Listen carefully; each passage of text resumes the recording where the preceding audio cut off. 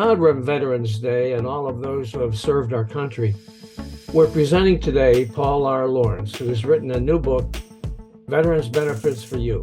It's a terrific resource to help veterans get the benefits that they deserve. So stay with us. Welcome to Lean to the Left, home of no-holds-barred commentary, plus interviews with fascinating people, some of them top experts, others simply with interesting stories to tell. You'll never know who'll show up at Lean to the Left. Now here's your host, Bob Gaddy. Now, all veterans and their families deserve the maximum benefits that they earn by bravely serving our country.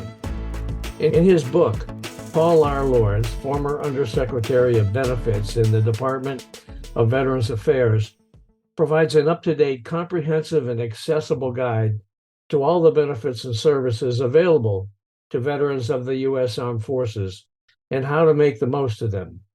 Paul is a public sector vice president with Kaiser Associates, who helps business and government leaders make informed strategic and operational decisions by developing and implementing unique solutions. He has a long and distinguished career writing extensively about management and government, testifying before Congress and state legislatures, and was twice selected by Federal Computer Week as one of the top 100 public service business leaders. We're proud to present Dr. Lawrence today and hope the information he provides will help veterans take advantage of the benefits and services to which they're entitled. Dr. Lawrence, thanks for joining us today on our podcast. Hey, thanks for having me, Bob. And more importantly, thanks for caring about our veterans. You know what? My dad was a chaplain in the Army during Vietnam. He also served in Korea, and he also served in World War II. So, yeah, I have a particular affinity for veterans and always want to do everything possible to be helpful because it's personal to me. Sounds like your dad was a little bit older than mine. My father served in Korea and Vietnam. He was a career Army officer and retired in like the mid-70s. So, yeah, was an enlisted man in World War II. He was a flight mechanic on bombers over Okinawa, actually. Wow. And then when he came home, he eventually went into the chaplaincy. He became a minister, a Protestant minister, and then eventually rejoined the Army as a chaplain and served for more than 20 years and retired as a colonel. As I said, served in those 3 wars. So it was quite a remarkable achievement. So tell me this. You served in the Army and attained the rank of captain yourself after graduating from the Army's Airborne School, and you received the Meritorious Service Medal. Tell us a little bit about your time in the Army. As I said, I grew up in a military family. My father was in the Army, so that was a good indicator of what I might do. I joined ROTC, and after I graduated from undergraduate school and then I delayed my commitment, I graduated from graduate school. I ended up fulfilling my commitment. So I spent 3 years in the Army. After they find out I had degrees in economics, they thought I would be a finance officer. The joke was the Army's bankers. And then once they found out I actually had advanced degrees in economics, I went to a special office south of Richmond where you did almost like consulting projects, studying how the military purchased things and how they might get more for their money. So my one real experience was going to airborne school, learning how to jump out of airplanes. But mostly I spent my 3 years in an office conducting studies. And I was thinking about making it a career, but I met the woman I'd eventually marry. And she said, "This is interesting, but I'm really not interested in being an Army wife." So I thought, good time to leave the Army. So that was my signal. That's pretty good. As your father might have said, God speaks to us in strange ways, and that was it. Yeah, that's for sure. I get that. You know what? It's odd that you ended up going to jump school and doing that, because I signed up to do the very same thing. And on the day that I was supposed to leave Pittsburgh I was on this bus and I was to go and take the oath, and I was going to be shipped off to basic training and eventually go to jump school and aerial photography school. And of course, this was back during the Vietnam era.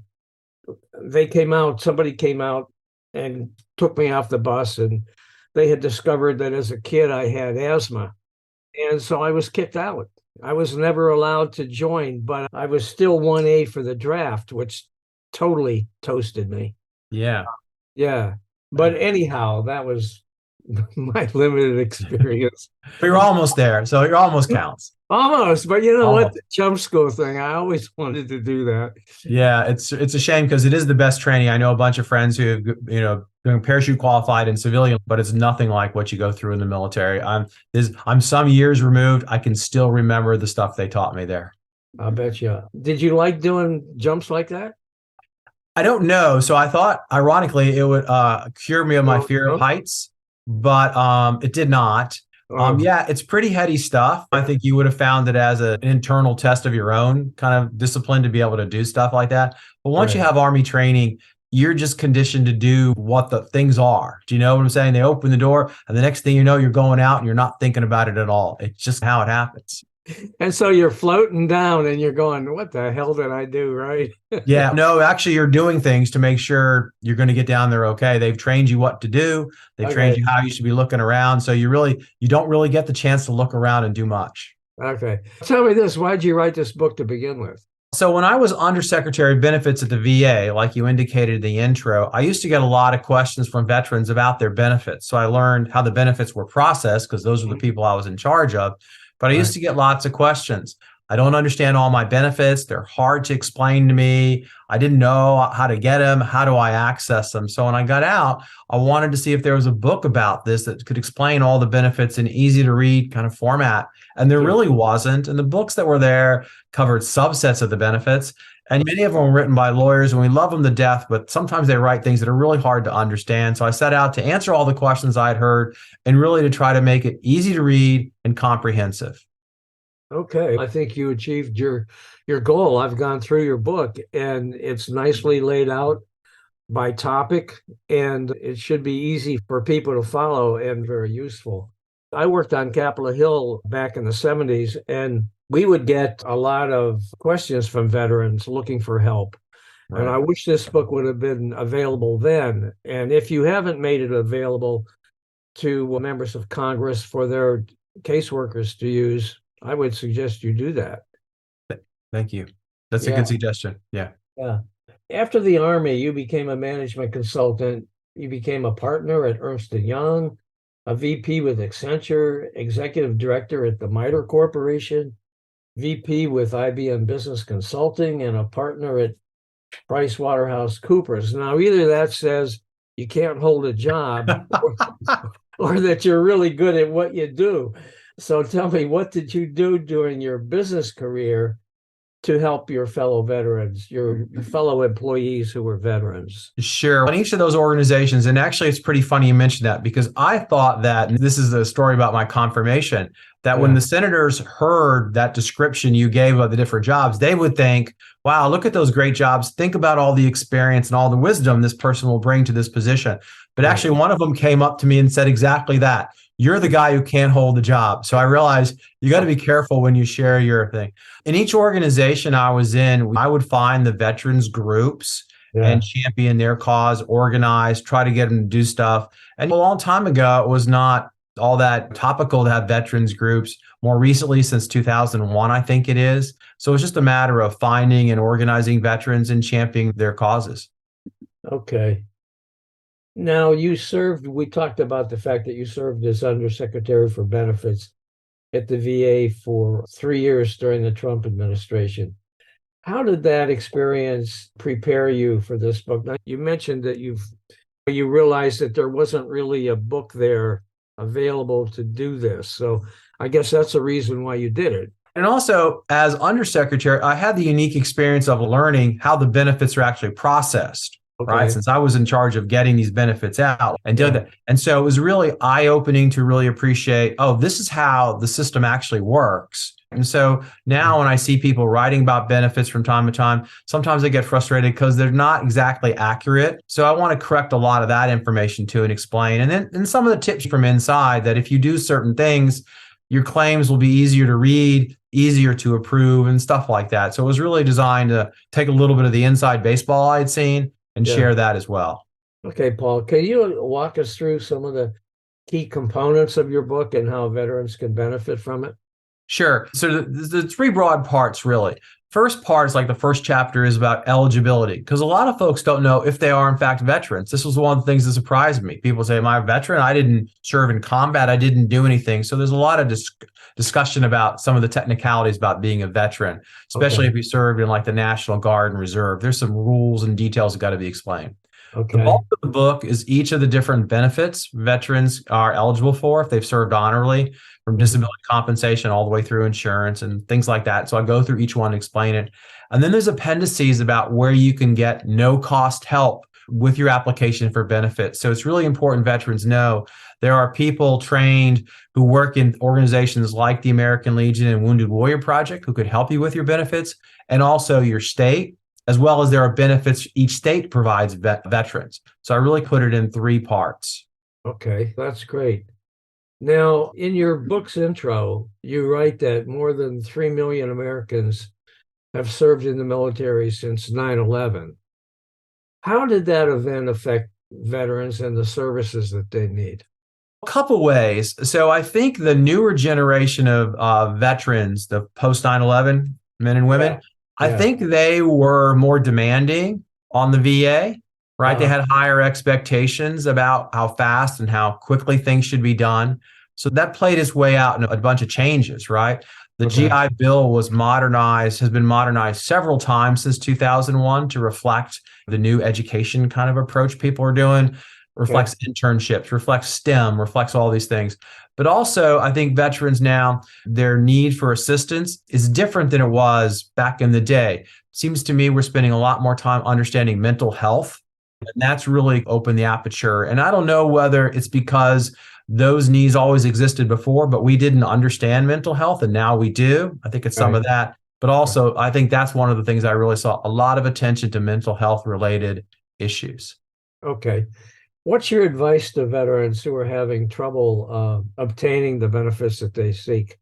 Yeah, a couple things, right? First, when you go into the process, you should have a service officer help you, right? These are the people I described a second ago, no cost assistance, because sometimes filling out the forms is really tedious. And get somebody who's been doing it a lot to do that. So who are these service officers you're talking about? They're men and women who've been trained to understand the VA processes. So it's just a job, right? These people work at the VA, right? So you call no. So they could either work at American Legion and Wounded Warrior Project or DAV. So they're employees of that. Or they could work at your state. So the South Carolina Department of Veterans Affairs, for example, and some states even have them at a county level. So they're service officers. So they know the forms and they know the process. So you should definitely get help there. Okay. But say you do that perfectly and you get denied, or you don't get the level of benefit you think you deserve. VA has a new process in my book, which I describe, a new process which I describe in my book about how you can appeal. You can appeal any decision VA made. And unlike before, where you had to wait years where you went before a judge, there's now some expedited ways to do that. And I describe those in the book. So you can always appeal if you are not happy. Okay. Now, as I said, when I worked on Capitol Hill back in the 70s, I can't believe it's not the same today, that those offices work to help their constituents with all manner of federal programs, including veteran benefits. Right. Do you advise people to contact their congressman and look for help there, or do you feel there are better ways to do that? Yeah, this is a tough call because sometimes the processes that have been laid out that I just described and I describe in the book are supposed to work. Okay, you're supposed to be able to, and with assistance, you can get whatever. Okay, sometimes people grow frustrated for a variety of reasons, and they do contact their congressman or woman. And even when I was there, it hadn't changed a whole lot, Bob. It sounds like everybody had like someone who dealt with constituent issues related to veterans. Inevitably, they would make their way back to the VA. People would look at it, research it, and try to figure it out. Okay, so it's certainly an avenue. It doesn't cost anything. It may help you get something figured out that nobody quite understands. Often these were just unique situations that sometimes the rules didn't. But then the other sort of thing, Bob, is when you adjudicate benefits, sometimes you say no to people. They are not eligible, no matter just the situation. So some of those folks don't want to listen to no, and they do turn to their congressperson to think that they can somehow override the decision. But Yeah. Yeah, that's the mistaken idea that some people, I think, have, that the Congress wields some kind of influence to get VA to change their mind. And yeah. that really doesn't happen. No, they really do. They can ask for clarification. They can ask for explanation. They Right, can say, is there anything else you can do to help this person? Maybe there's an exception somewhere. But right. generally, that's all been taken care of. But they are pretty good, especially their good timeliness and the like. So I tell people, if that's what you're comfortable doing. I remember one talking to a veteran, and he said, listen, I'm so darn mad at you guys. I'm going to call the White House and try to speak to the president. And I said, you can, but he's just going to send me an email and ask me to resolve the problem. So just tell it to me now, and let's see if we can't figure it out. So that's how it works. But I encourage people accessing government at all levels if that's what they think they want to do. Okay. Now, you're also the author of Transforming Service to Veterans. So tell us about that book and why you wrote it. Oh, yeah, sure. So that was the book I wrote based on my experience as undersecretary. Since I had been, as you talked earlier, a longtime consultant to government, and I had talked to leaders in government before and dealt with being at the VA was the only time I ever was in government. So I wrote about what the journey was, how I became undersecretary, and then what I did while I was there to work on improving the service to veterans. Because part of what I did was really focus in on getting benefits to veterans faster and quicker than ever before, made some changes, dealt with some stuff, introduced some new things, and even what it was like to experience this at the beginning of the pandemic in 2020. So I wrote about essentially my journey, and I tried to focus in on the management activities, and quite frankly, some of the accomplishments the team did while I was there. Okay, that's great. What's your take on the VA and its service to veterans today? Do you feel like there are changes needed? Maybe especially when it comes to medical care, you might address that. Yeah, it can always be improved, right? And here's my perspective, Bob. If you think about it, we ask folks to enlist in the military, and we say, go off and give us the very best military in the world. Then they come back and we tell them, hey, now here's the VA. And we're happy if it's okay or pretty good.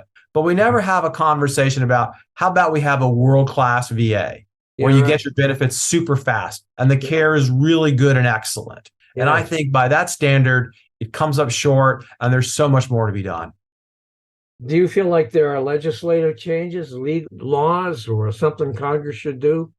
If you ask me a couple of things Congress could do, yeah, there's some laws that could streamline some things. For example, there's multiple versions of the GI Bill, which makes processing the GI Bill very difficult. If that somehow were rationalized, there's only one version of the GI Bill, that would be a great benefit, right? But really, I think the challenge to Congress is to hold VA accountable and actually say stuff like, come up here and tell us, how long is it taking a veteran to get an appointment for mental health? How long is it taking for them to get their claim processed? And if it's not fast enough, what are you going to do to fix it? And oh, by the way, if we're unhappy with you as Congress people, we can do certain things to get you to pay much more attention to it. So I would encourage more oversight and more accountability. Okay, you mentioned mental health. Is there more that needs to be done with respect to that at the VA? Of course, there's as I understand it, and I'm not a medical doctor, right? There's a shortage of mental health professionals in the United States as a whole. So it's very difficult. But obviously, folks who are struggling with mental health need access to professionals very quickly. To be told, wait 60 days before we can get you an appointment is really a problem. Obviously, some expedited assistance, as well as continued research into what works, right? I think we're going through a period of time where we're no longer, hopefully, just giving people drugs. There are other therapies, there are other ideas. And I'm hoping that those are being figured out and used as opposed to simply providing people drugs. Okay. Where can people find your books, and how can they reach out to you if they want to do that? Sure. So the book is available on Amazon. Okay. So you can get it there. And my social media presence is on LinkedIn. So you look for me, Paul Lawrence, on LinkedIn. That's how you can see me. And I try regularly to post about veterans issues, some of the topics we're talking about, so they can see that content as well. Okay. Now, Paul, is there anything that we haven't covered that you would like to do? One quick thing about benefits, and I know we didn't drill on this real hard, but a lot of veterans think about benefits and they go, no, I'm okay. I'm fine. I don't need them. But they forget that under certain circumstances, if something happens to you because of your service, your family can get benefits. So my encouragement to all veterans is think about your situation, not just for you, but for your family. So look at it that way. And I think that's a perspective I want to make sure they understand. Okay.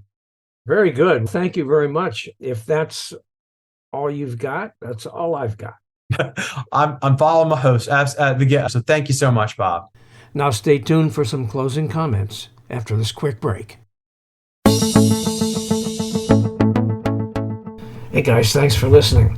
Hope you enjoyed this podcast and that you'll come back on a regular basis and check out our interviews with guests on topics that I hope you find interesting, entertaining, and enlightening.